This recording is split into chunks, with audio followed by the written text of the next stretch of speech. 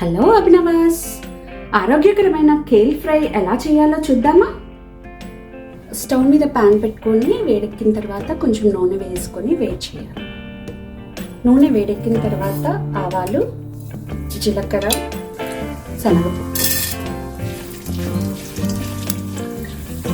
శనగపప్పు కొంచెం ఫ్రై అయిన తర్వాత కట్ పెట్టుకున్న వెల్లుల్లి, ఎండుమిర్చి, ఉల్లిపాయలు ఇవన్నీ కొంచెం ఫ్రై అయ్యేలోపుడు కేల్ కట్ చేసి పెట్టుకున్న కేల్ని కొంచెం వాటర్తో కడిగి వేడి నీళ్ళలో కడిగి తీసి పెట్టుకోవాలి. ఇవన్నీ కొంచెం ఫ్రై అయిన తర్వాత కొంచెం ఇంగువ, ఒక చిటికెడు ఇంగువ వేసుకుంటే టేస్ట్ బాగుంటుంది. ఆనియన్ కొంచెం ఇలా కలర్ మారిన తర్వాత ఇప్పుడు కట్ చేసి పెట్టుకున్న కేల్ని వేసేసుకోవాలి. కేల్ అనేది చాలా హెల్తీ. మనకి మామూలుగా ఆకుకూరలు ఎంత హెల్తీ అని చెప్తారు, పాలకూర హెల్తీ అని చెప్తారు.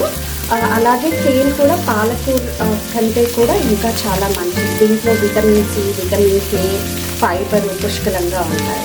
సో మన వీక్లీ మీల్ ప్లాన్స్లో ఇది కూడా ఒకసారి యాడ్ చేసుకోవచ్చు.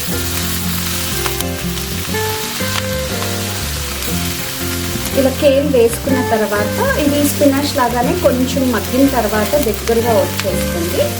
మధ్యలో కలుపుకుంటూ ఉండాలి.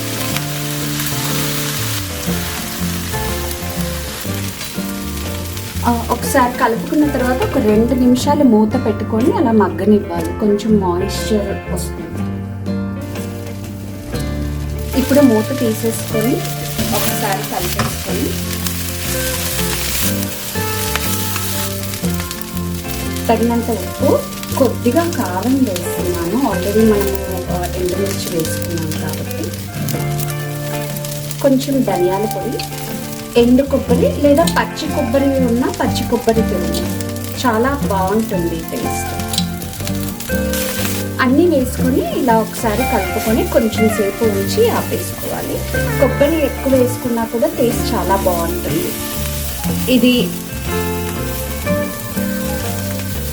దీన్ని రైస్లోకి తినవచ్చు, చపాతీలోకి బాగుంటుంది. అలాగే మనము చనా లాంటి సలాడ్స్ చేసుకున్నా కూడా అవి ఉడకబెట్టుకొని దీంట్లో కలిపేసుకొని అలాగే తినేసేయచ్చు.